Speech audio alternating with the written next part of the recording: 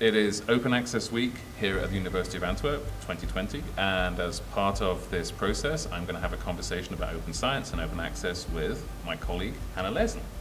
Hi, hello everyone. I'm a PhD student at the Receptor Biology Lab, where I'm investigating cheap PCRs to use them for better drug therapies.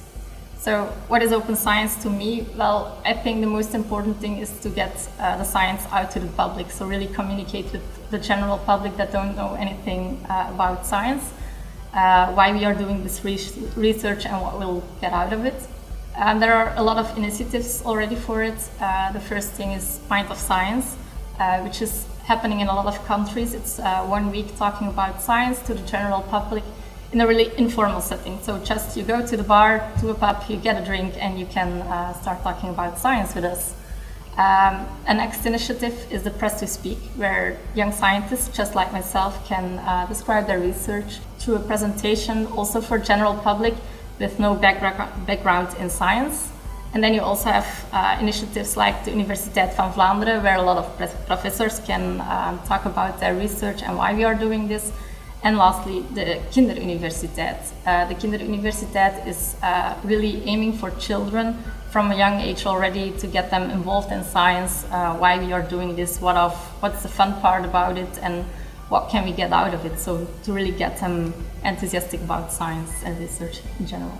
Open science to me has quite an interesting new meaning in the fact that I'm interested in using machine learning processes to help scientists get new insights from the huge depth of data that is there, present, stored in databases, but not readily accessible and not readable.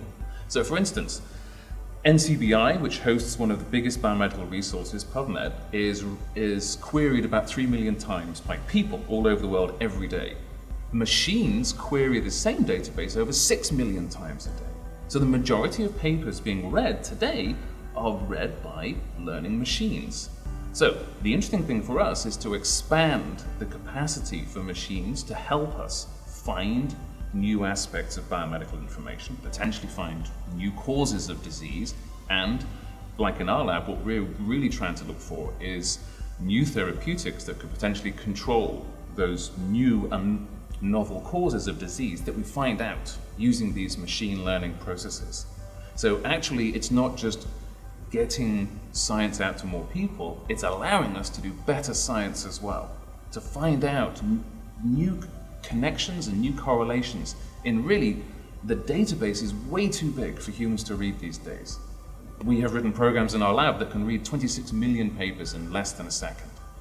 And we need to sort of try and work with that process to allow us to work with the machines to get more extracted, good quality information. We're actually falling away underneath the tsunami of digital data in the world these days. And more access and greater availability of datasets and publications to more people will probably in the future help us to develop better medicines and treat more diseases. So it's got a real impact in people's healthcare in the future.